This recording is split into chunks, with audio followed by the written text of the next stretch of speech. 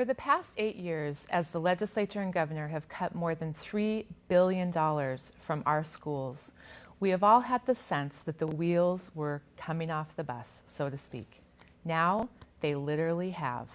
Last week, the back of a school bus carrying 30 junior high students in Phoenix collapsed in an intersection when the rear axle holding the back wheels literally fell off the bus. A striking metaphor for what has happened to education in Arizona. All the children were safe, thank goodness, but no one should be surprised by what happened, least of all the politicians in Phoenix who are responsible. These politicians are putting not only our children's futures at risk by underfunding their schools, but they are putting their daily safety at risk by making dangerous cuts. So, is newly elected Doug Ducey going to solve this problem? Does his new budget restore funding to critical areas like child safety so that no child is endangered? No. In fact, Mr. Ducey's budget will cut funding for child safety. He proposes a 5% cut in non-classroom funding. That's a $123 million cut, or $123 per child. So, what does non-classroom funding cover? Well, you guessed it. Things like child safety, things like bus safety and maintenance. Expenses for safe buses will be cut. Nurses will be cut. Safety monitors at schools will be cut. Attendance monitors will be cut. What does that mean for children who need insulin shots at school? What does it mean for children not getting hurt on playgrounds or dashing out into busy streets? What does it mean for children who didn't make it to school for some reason, having someone check to make sure that they're safe, like the attendance monitor? Ducey's budget cuts put those children directly in harm's way. He disingenuously calls this the classroom's first plan.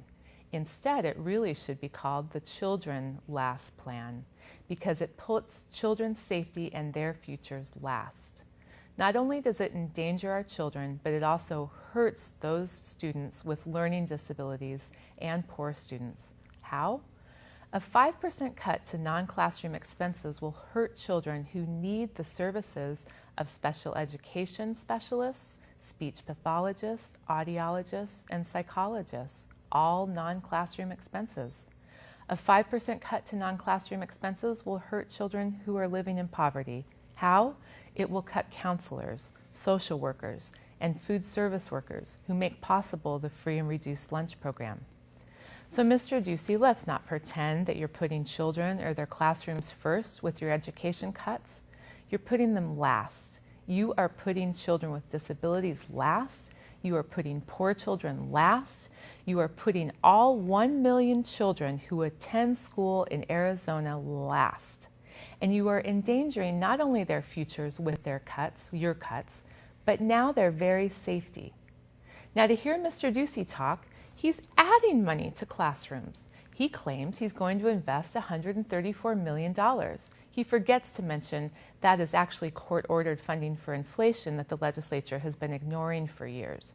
But when you factor in all of his other required cuts to education, the net loss for children is $13.5 million. So it's actually very disingenuous to say he is adding any money to education. He's not. He's cutting it. And where is he adding money in the budget? Well, to private prisons, of course. His budget proposal directs $5.3 million for a new private prison this year, with payments that will reach more than $1.5 billion over 20 years. So for all those children left behind by an underfunded school system, at least they'll have a bed and 3 meals a day to look forward to. In other states in the Union, kindergarten children can sing the lyrics to one of our country's favorite children's songs. The wheels on the bus go round and round. But not in Arizona. In Arizona, we've had to substitute the lyrics to this.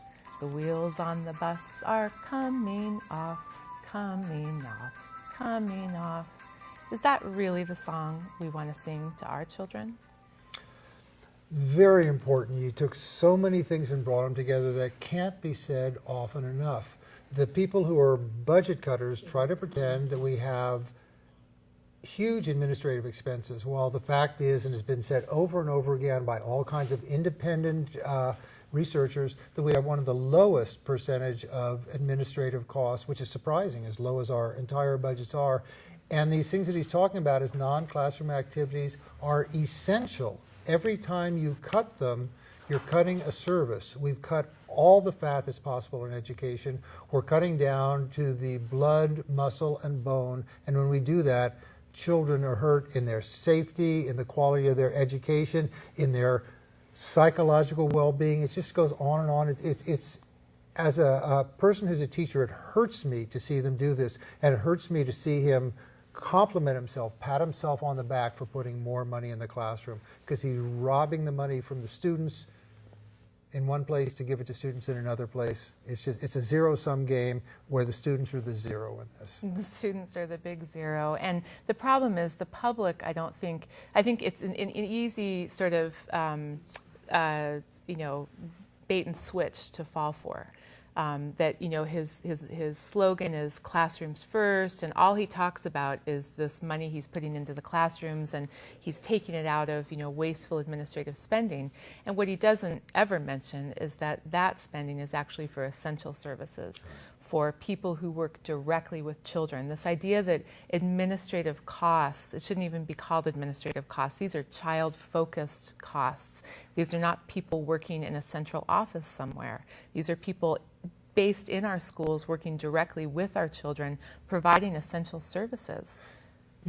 Once I was on a radio show and I said that our budget was balancing the budget on the backs of our children. And somebody called in and said they really objected to me using that term.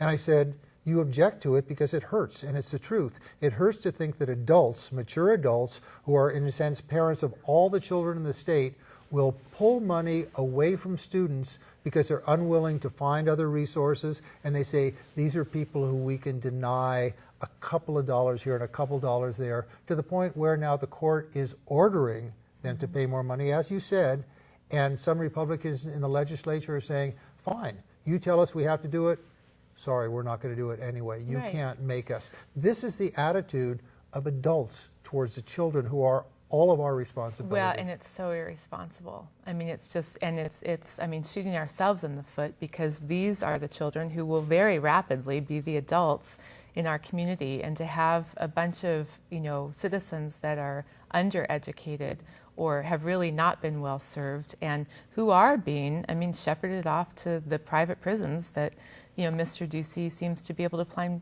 plenty of funding for. And he, in his budget, doesn't even have the amount that's going to be necessary to settle that lawsuit, which the courts are going to require. The things are very nasty with the budget. They don't know what to do with it, because the idea of raising funding is absolutely anathema to them. It absolutely can't happen, and there's simply no way to balance this without balancing this on the children and on our roads and on all kinds of services. It's impossible, and yet somehow, miraculously, there's money, as you said, to build more private prisons and put in more prison beds. Well, that's where the job growth is going to be in Arizona, because other companies are not, they've given up on us and they're not coming. So I'm afraid that's true. Yep, the wheels are off the bus.